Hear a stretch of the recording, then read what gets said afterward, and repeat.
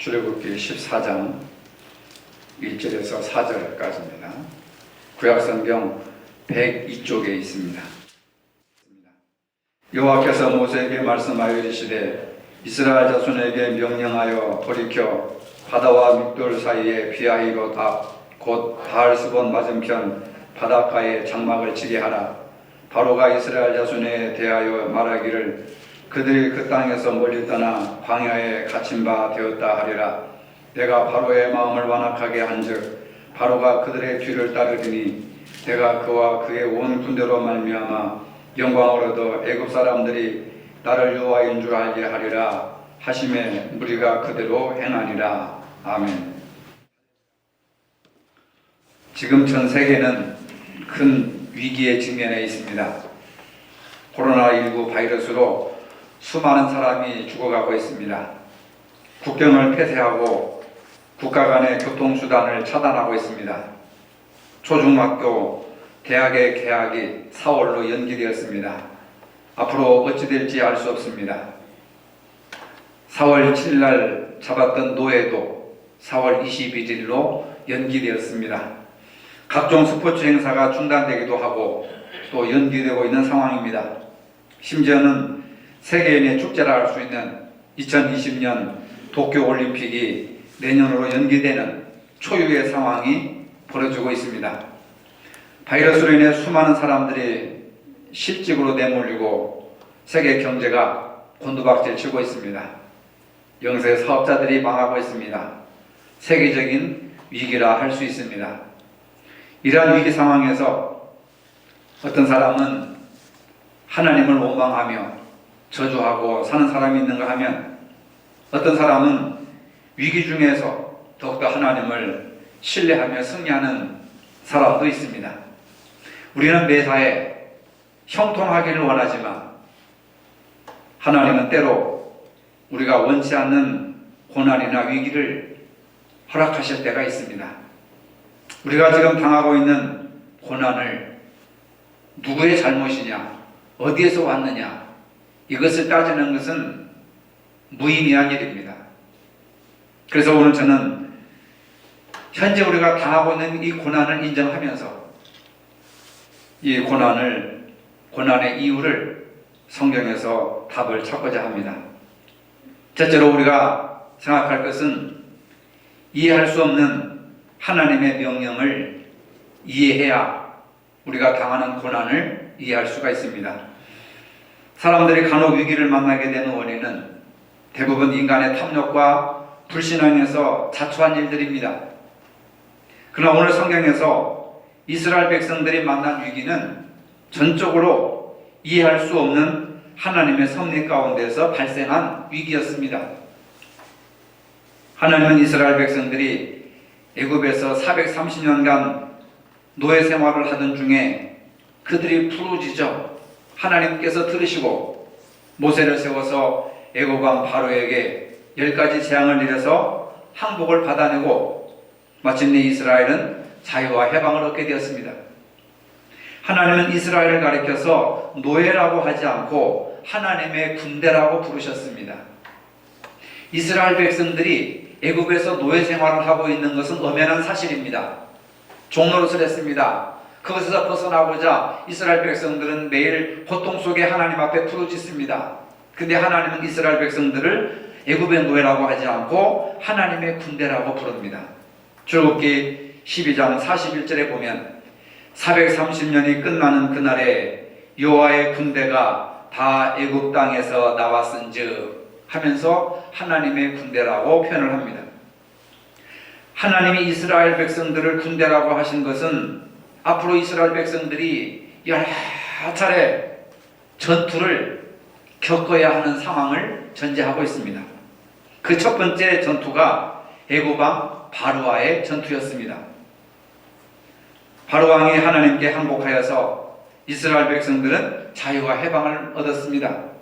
대신 애굽은 막대한 노동력을 잃었습니다. 바로 왕은 애굽의 경제에 큰 손실이 있음을 알게 되면서 이스라엘 백성들을 다시 노예로 삼고자 추격을 하기 시작했습니다. 이스라엘 백성들은 원하든 원치 않든 간에 애굽왕 바로의 군대와 한판 싸움을 벌여야 하는 상황에 직면하게 되었습니다. 그런데 하나님께서 일컫는 바와 같이 이스라엘 백성들은 잘 조직된 군대가 아니라 오합지졸입니다. 어리고 나약한 처자식들과 노약자들, 심지어는 가축까지도 동반하고 있는 떠돌이였기 때문에 애굽의 군대와는 비교할 수 없는 그러한 무리였던 것을 알 수가 있습니다. 반면에 애굽의 바로왕은 최강을 자랑하는 전차부대, 훈련을 잘한 그러한 특수부대들을 동원하여서 추격전을 벌이고 있습니다. 그런 상황 속에서 하나님께서 모세에게 이해할 수 없는 명령을 하십니다. 본문 2절의 말씀입니다. 이스라엘 자손에게 명령하여 돌이켜 바다와 믹돌 사이에 비하이롯 앞 곧 바알스본 맞은편 바닷가에 장막을 치게 하라. 지금 뒤에는 홍해 바다가 가로막혀 있고 앞에서는 애굽 군인들이 추격하고 있는 상황 속에서 하나님께서 이스라엘 백성들에게 바닷가에 장막을 치게 하라. 장막을 칠 상황이 아닙니다. 도망가야 됩니다. 싸울 수도 없습니다. 대적이 안 되는 거예요. 상대가 안 되는 겁니다. 이스라엘은 오합지졸이고 애굽의 군대는 정예화된 최강을 자랑하는 특수부대원들이 지금 왕의 호위 군사들이 지금 출동하고 있는 상황 속에서 하나님은 지금 일초가 급한 상황 속에서 맞은편 바닷가에 장막을 치게 하라. 이해할 수 없는 하나님의 말씀입니다. 뒤에는 홍해 바다가 막혀 있고 앞에는 애굽 군대가 길을 막고 있습니다. 이스라엘 백성들에게 최대의 위기가 아닐 수가 없습니다. 애굽의 바로왕은 이 사실을 놓고 너무너무 좋아합니다. 3절입니다. 바로가 이스라엘 자손에 대하여 말하기를 그들이 그 땅에서 멀리 떠나 광야에 갇힌 바 되었다 하리라. 이스라엘 민족은 이제 도관에 든 쥐다라는 거예요. 광야에 갇혔다는 겁니다. 홍해 바다와 자기들 군대 사이에 갇힌 쥐새끼와 마찬가지다. 갇힌 바 되었다. 도관에 든 쥐새끼다. 이스라엘 백성들은 바로의 말처럼 갇혀 있습니다. 사면초가라는 말은 이때 쓰는 겁니다. 뒤에는 홍해 바다가 막고 있고 앞에는 애국 군대가 쳐들어오고 있습니다. 난감할 따름입니다. 우리가 살면서 예수를 잘 믿든 잘못 믿지 않든 교회를 열심히 다니든 안 다니든 이러지도 저러지도 못할 위기에 처할 때가 있습니다. 이럴 때 많은 사람들은 절망하고 포기하기 쉽습니다. 이스라엘을 하나님의 군대라고 하신 하나님께서 어찌하여 이스라엘을 위기로 몰아넣으셨을까요? 하나님이 왜 그렇게 하셨다고 생각하십니까? 이스라엘 백성들만이 아니라 오늘 우리들도 세상에서 때로 위기에 처할 때가 있습니다. 삶을 포기하고 죽고 싶을 심정이 들 정도로 절망에 빠질 때도 있습니다. 모든 걸 다 포기하고 싶을 때도 있습니다. 과연 그 이유가 무엇일까요? 이사야 55장 9절에 보면 이는 하늘이 땅보다 높음 같이 내 길은 너의 길보다 높으며 내 생각은 너의 생각보다 높음이니라. 그 위기 속에서 하나님께서 이스라엘 백성들에게 장막을 치라고 하시는 그 이유를 우리가 알 수가 없습니다. 근데 이사야서에서는 하나님의 생각과 인간의 생각이 다르다. 문제를 해결하는 방법에 있어서 사람이 해결하는 방법과 하나님이 해결하시는 방법이 다르다. 문제를 접근하는 방법이 다르다고 하는 겁니다. 다만 우리는 상황을 너무나도 잘 알고 있는데 이 상황 속에서 장막을 지으라고 하는 그 하나님의 뜻을 우리가 깨닫지 못하기 때문에 절망하고 포기하는 겁니다. 하나님의 그 깊으신 뜻을 어떻게 헤아릴 수가 있겠습니까? 하나님 이 상황에서 장막 짓는 일이 이게 장막 짓는 일이 이게 그 일을 할 일이 아닙니다. 지금 장막 지을 시간이 없습니다. 지금 장막 지을 때가 아닙니다. 도망가야 됩니다. 우리를 살려주십시오. 살려내야 됩니다. 이스라엘 백성들 도망치든지 아니면 애국 군대를 물리치시든지 해야지 장막을 지을 때가 아니에요. 지금 모래집을 짓는 것처럼 1분 안에 지을 수 있는 것이 아닙니다. 장막을 지으려면 그 수백만 명의 장막을 지으려면 며칠은 걸리는 거죠. 하나님의 이해할 수 없는 방법을 이해할 수가 없습니다. 두 번째로 이해할 수 없는 이스라엘 백성들의 모습입니다. 세상에서 하나님의 은혜를 가장 많이 받은 백성들이 바로 이스라엘 백성들입니다. 물론 이스라엘이 하나님의 백성으로 택하심을 받은 것은 국민성이 좋거나 의롭기 때문에 그런 것이 아니었습니다. 오히려 하나님의 은혜가 아니면 구원받을 수 없을 정도로 마음이 돌처럼 굳은 백성이고 믿음이 미성숙한 자들이었습니다. 하나님은 이러한 이스라엘 백성들에게 하나님의 살아계심을 보여주기 위해 이러한 훈련으로 여러 가지 기적을 베풀어 주셨습니다. 그 대표적인 사건이 애굽에서 430년 동안 노예 생활을 할 때에 바로 왕에게 내리신 10가지 재앙이었습니다. 물론 10가지 재앙을 통해서 이스라엘의 하나님이 애굽의 신들보다 더 강력하심을 입증해 주셨지요. 가축 재앙이 있었습니다. 출애굽기 9장 7절에 의하면 바로가 사람을 보내어 본즉 이스라엘의 가축은 하나도 죽지 아니하였더라. 그러나 바로의 마음이 완강하여 백성을 보내지 아니하니라. 가축들이 알 수 없는 질병에 걸려서 죽는 그런 재앙이었습니다. 우박의 재앙도 있었습니다. 자연재해를 통해서 하늘에서 우박이 쏟아져 가지고 모든 채소들을 다 치고 들의 나무를 꺾고, 그렇지만 이스라엘 백성들이 모여 살고 있는 고센 땅에는 우박이 하나도 없었던 사실입니다. 그리고 우리가 잘 아는 바와 같이 장자의 재앙이 있었습니다. 출애굽기 11장 7절에 이스라엘 자손에게는 사람에게나 짐승에게나 개 한 마리도 그 혀를 움직이지 아니하리니 여호와께서 애굽 사람과 이스라엘 사이를 구별하는 줄을 너희가 알리라 하셨나니, 애굽에 속한 모든 사람과 짐승들의 첫 새끼는 다 죽여버렸지만 이스라엘 백성들은 털끝 하나도 다치지 아니하였더라. 뿐만 아니라 이스라엘 백성들은 지금 구름기둥과 불기둥으로 인도함을 받으면서 하나님이 임재하고 계시고 자기들과 함께 하고 있다고 하는 것을 알고 있었습니다. 그러나 이스라엘 백성들은 믿음이 없는 사람들처럼 모세를 원망하고 하나님을 불신하기 시작합니다. 11절에 보면 그들이 또 모세에게 이르되 애굽에 매장지가 없어서 당신이 우리를 이끌어내어 이 광야에서 죽게 하느냐? 어찌하여 당신이 우리를 애굽에서 이끌어내어 우리에게 이같이 하느냐? 하면서 모세를 대적하고 원망합니다. 모세를 대적하고 원망한 것은 그를 세우신 하나님을 대적하고 원망하는 겁니다. 10가지 재앙을 목격하고 구름기둥과 불기둥이 인도하는 것을 보고도 이스라엘 백성들이 하나님 앞에 대적하고 원망하고 불평하는 이 모습을 우리가 이해할 수가 없습니다. 전능하신 하나님께서 함께 계시는데 두려울 게 뭐가 있습니까? 하나님이 다시 한번 역사하시기만 하면 애굽의 바로 왕쯤은 문제가 되지 않을 것입니다. 그것을 충분히 보여주셨습니다. 그런데 이스라엘 백성들은 두려워 떨며 모세를 원망하고 출애굽한 것을 후회하고 있습니다. 이해할 수 없는 이상한 백성들이었습니다. 그렇다면 오늘 우리들은 어떻습니까? 우리는 이스라엘 백성보다 더 하나님의 사랑을 많이 받아왔지 않습니까?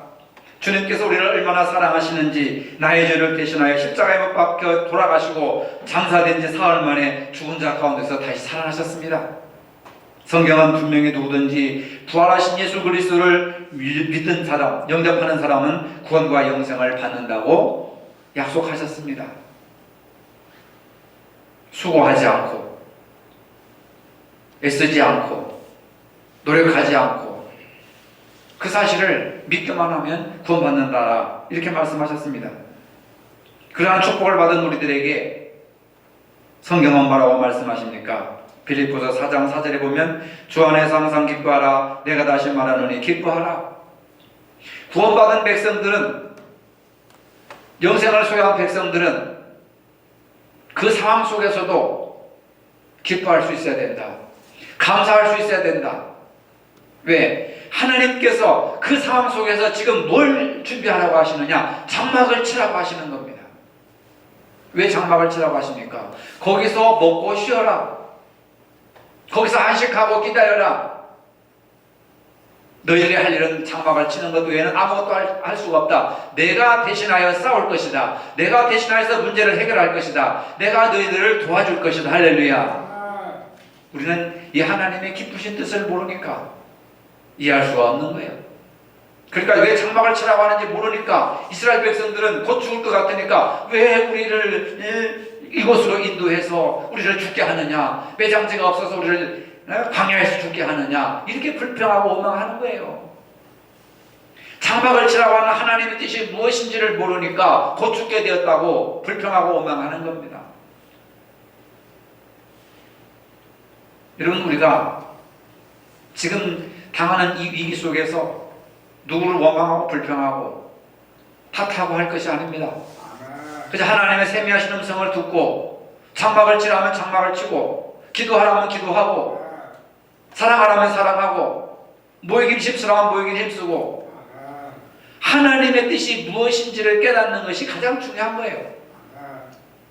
그런데 많은 사람들이 하나님의 뜻을 깨닫지 못하고 원망과 불평을 가지고 살아가고 있습니다. 우리가 각박한 세상에서 무엇을 통해 하나님의 음성을 듣습니까? 매일 읽고 매주 듣는 성경 말씀을 통해서 하나님의 음성을 듣습니다. 하지만 성경을 통해서 하나님의 음성을 듣는 사람은 많지 않습니다. 하나님의 음성보다는 자신의 음성을 들으며 살고 있습니다. 그렇기 때문에 받는 감동이나 은혜가 제각각 다 다릅니다. 성경을 따라 살지 않으면 성경은 약간의 도움이 되는 교훈이나 지혜를 얻는 책에 불과합니다.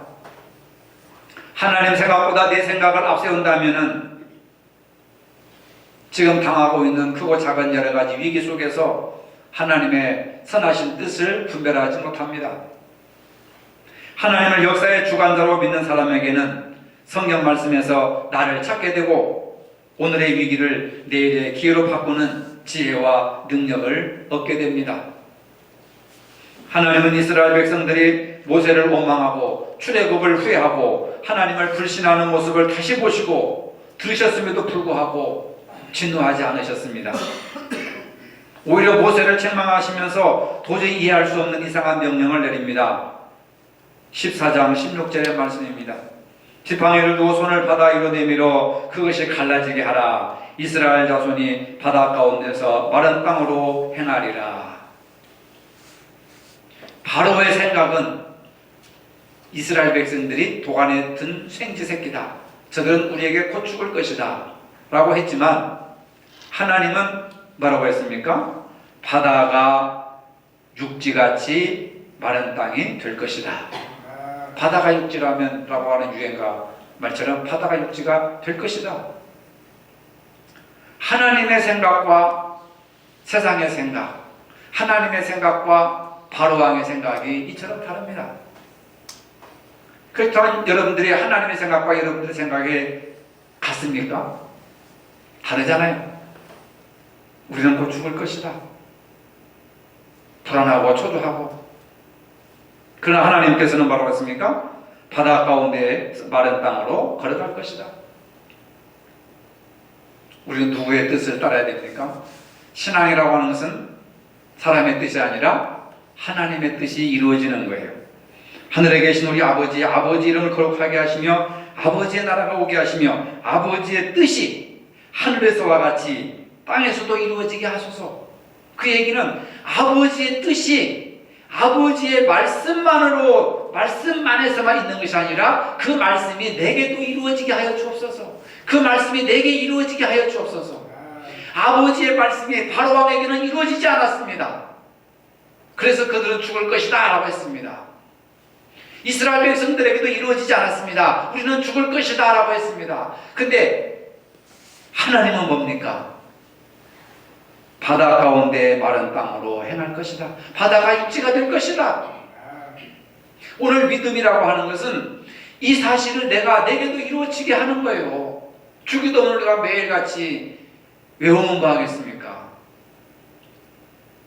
아버지의 뜻이 내 안에 이루어지지 않는데 우리가 아버지의 뜻이 내 안에 이루어지기를 위해서 기도하고 근심하고 고민하고 염려해야 됩니다.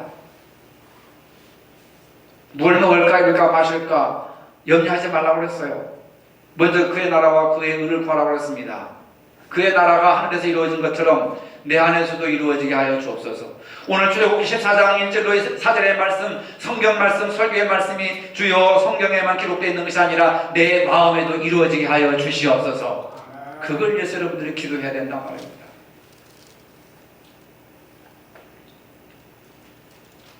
하나님께서 모세에게 홍해를 갈라지게 하라는 명령은 모세의 힘으로 도저히 불가능한 일입니다. 모세는 어린아이처럼 하나님의 말씀을 그대로 믿고 순종하는 것 외에는 아무것도 없었습니다. 순종했더니 홍해가 갈라졌습니다. 순종했더니 기적이 일어났습니다. 할렐루야. 21절에 보면 모세가 바다 위로 손을 내밀매 여호와께서 큰 동풍이 밤새도록 바닷물을 물러가게 하시니 물이 갈라져 바다가 마른 땅이 된지라. 상황이 바로왕의 뜻대로 되었습니까? 이스라엘 백성들의 뜻대로 되었습니까? 하나님의 뜻대로 되었습니까? 누구의 뜻대로 되었어요? 누구의 뜻대로 되었습니까? 하나님의 뜻대로 된다. 이 세상은 하나님의 뜻대로 되어 간다. 우리의 인생도 하나님의 뜻대로 되어 갑니다. 믿으시길 바랍니다. 아무리 인간이 권력을 가진 바로가 또 이스라엘 백성들이 숫자가 많은 이스라엘 백성들이 아무리 얘기를 해도 하나님은 하나님의 뜻을 이루어 가시는 거다. 정말로 우리가 축복받고 승리하려면 하나님의 뜻이 내 안에 이루어지는 것을 믿고 나가는 거예요. 그거 믿음인 줄로 믿으시기를 바랍니다. 그래서 모세가 지팡이를 들고 손을 바다 위로 내밀었을 때 홍해가 갈라지도록 밤새도록 역사하시는 이는 하나님이셨습니다. 모세가 한 것이 아니라 하나님이 하셨습니다. 모세는 단지 순종할 뿐이었습니다. 하나님은 애굽의 공격을 차단하셨습니다. 20절에 보면 애굽진과 이스라엘 진사에 이르러 서니 저쪽에서는 구름과 흑암이 있고 이쪽에는 밤이 밝음으로 밤새도록 저쪽이 이쪽에 가까이 못하였더라. 애굽 군대가 쳐들어오고 이스라엘 백성들은 지금 홍해 바다 사이에 끼어 있는데 하나님께서 구름과 흑암으로 벽을 치셔서 애굽 군대가 이스라엘 백성들을 보지 못하도록 방향을 잡지 못하도록 갈팡질팡할 수밖에 없도록 그렇게 하나님께서 그들의 동선을 혼란스럽게 하셨습니다. 야, 이게 얼마나 놀라운 역사입니까, 여러분? 애국 군대가 이스라엘 백성들을 지책에 두고도 구름, 흑암이 딱 장막으로 차단되어 있기 때문에 이스라엘 백성들을 발견할 수가 없습니다. 공격할 수가 없습니다. 그 사이에 하나님께서 홍해 바다를 갈라지게 하십니다. 물이 갈라져 바다가 마른 땅이 되었습니다. 오늘 우리 삶에도 마른 땅이 갈라지는 역사를 체험해야 될 줄로 믿으시길 바랍니다. 하나님께서 함께 하시면 가능할 줄로 믿습니다. 하나님께서 밤새도록 뒤쫓는 애굽을 막으셨습니다. 가로막은 홍해를 가르는 일을 하룻밤에 동시에 하심으로 위기를 만난 이스라엘이 무사히 홍해를 통과하게 됩니다. 그 일을 보고 이스라엘 백성들이 하나님의 능력을 의심한 것을 회개합니다.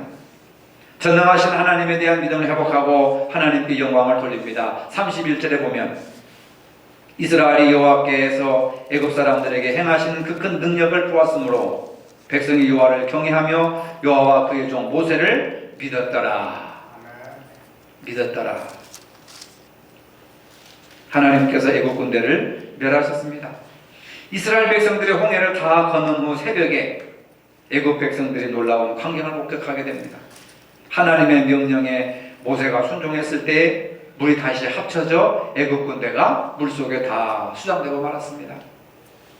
28절입니다. 물이 다시 흘러 병거들과 기병들을 덮되 그들의 뒤를 따라 바다에 들어간 바로의 군대를 다 덮으니 하나도 남지 아니하였더라. 그래서 이스라엘 백성들을 하나님의 군대라. 이스라엘 백성들은 하나님과 함께 하셨고 하나님이 싸워서 이기게 해주셨다.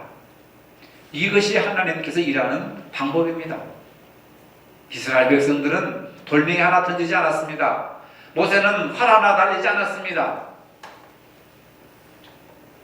그냥 순종하니까 하나님이 약속의 말씀을 지키시고 자기 백성들을 사랑하셔서 특수 부대 최정예에 무장한 애굽의 군대들을 전부 몰살시켰던 겁니다. 하나님께서 일하시는 방법은 참으로 신묘막측합니다. 신비합니다. 원더풀입니다. 동일한 홍해바다가 이스라엘 백성들에게는 위기가 아니라 오히려 기회의 장소가 되었습니다. 동일한 홍해바다가 애굽과 바로 군대들에게는 멸망의 장소가 되었습니다. 왜 그렇습니까? 그들은 하나님이 없었고 이스라엘 백성들은 하나님과 함께 하셨습니다. 이 차이가 죽음과 삶을 갈라놓는 하나의 이정표가 된다는 사실입니다. 하나님과 함께 하시느냐 하지 않느냐의 차이. 똑같은 홍해바다지만 이스라엘 백성들은 홍해바다에서 구원받았고 애굽 군대는 홍해바다에서 죽음을 당했습니다. 이건 교회라고 하는 것도요, 내 신앙이 하나님과 함께 한다면 교회가 홍해바다를 육지처럼 건너가게 할 수 있지만 하나님이 함께 하시지 않는 교회 생활은 그곳이 무덤이 되어버리는 거예요. 애국 군대처럼 그 홍해바다에서 몰살을 당하는 겁니다. 중요한 것은 내가 지금 하나님과 동행하느냐, 내 믿음이 하나님과 동행하느냐, 하나님과 동행하지 않느냐에 따라서 사느냐 죽느냐, 굉장히 중요한 문제라고 생각합니다. 히브리서 11장 29절에 믿음으로 그들은 홍해를 육지같이 건넜으나 애굽 사람들은 이것을 시험하다가 빠져 죽었으며, 교회라고 하는 것, 세상이라고 하는 홍해바다가 있다고 한다면 믿음으로 교회 일을 하고 믿음으로 세상을 살아가야 되지, 교회를 통해서 믿음을 시험하고 세상에서 믿음을 시험하다가는 빠져 죽는 거예요. 교회에서 시험당하고 빠져 죽는 사람들이 얼마나 많습니까? 상처받고 좌절하고 절망하고 교회를 떠나고 하는 사람들이 얼마나 많아요, 여러분. 우리가 매일 읽고 매주 듣는 성경 말씀은 그 사람이 어떤 마음을 품고 성경을 대하는가에 따라서 감동이나 은혜 받는 사람이 제각기 다릅니다. 때로 우리에게 이해할 수 없는 위기를 당해도 하나님을 신뢰하고 묵묵히 순종하는 믿음의 사람이 되어야 합니다. 하나님께서 밤새도록 이스라엘 백성들을 위해서 애굽 군대를 막으시고 홍해를 가르시고 마른 길을 준비하신 것처럼 오늘도 우리가 위기를 만났을 때 졸지도 아니하시고 주무시지도 아니하시고 밤새도록 일하시는 하나님을 신뢰해야 됩니다. 지금도 하나님은 나를 위해서 일을 하고 계신다. 지금도 하나님은 나를 위해서 일하고 계신다. 지금도 하나님은 나를 위해서 일하고 계신다. 우리를 위해서 일하고 계신다 하는 생각을 하시기를 바랍니다. 하나님이 오늘도 우리를 위기 중에서 구원하시는 이유가 무엇인지 깨달아야 합니다. 이사야 선자는 말합니다. 이사야 43장 2절에 왜 하나님이 지금 우리를 위해서 일하시는지, 내가 물 가운데로 지날 때에 내가 너와 함께 할 것이라. 강을 건널 때에 물이 너를 침몰하지 못할 것이며 내가 불 가운데로 지날 때에 타지도 아니할 것이요 불꽃이 너를 사르지도 못하리니. 물이나 불이나 강이나 이런 것은 전부 삶의 위기를 얘기하는 거예요.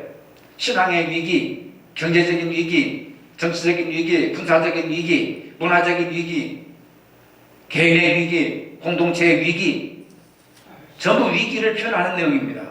물 가운데로 지날 때 강을 건널 때에 불 가운데로 지날 때에 불꽃이 내려 사르지 못하리라. 이 위기 속에서도 온갖 세상의 여러 가지 위기 속에서도 너를 포기하지 않을 것은 내가 너를 사랑하기 때문이라. 내가 너를 사랑하기 때문이라. 이런 하나님의 사랑을 믿고 전적으로 하나님을 신뢰하면 오늘 우리가 당하는 위기는 분명 기회로 작용할 것입니다. 그러한 믿음을 확장시켜 나가시기를 주님의 이름으로 축복합니다. 거룩하신 주님, 오늘 전 세계적으로 겪고 있는 위기를 출애굽기를 통해서 배우게 하시고 홍해 바다를 육지같이 가르신 하나님의 능력을 신뢰하는 저희들이 되게 하여 주시옵소서. 예수님의 이름으로 기도합니다. 아멘. 그러한 위기 속에서도 하나님이 함께 하심으로 평안을 누리는 그런 복된 삶을 사시기를 바랍니다. 이제는 우리 주 예수 그리스도의 은혜와 하나님 아버지의 무한하신 사랑과 성령의 교통하심이 위기를 기회로 바꾸어주시는 하나님을 신뢰하기를 원하는 모든 성도들 머리 위에 이제로부터 영원토록 함께 하시기를 축원하옵나이다. 아멘.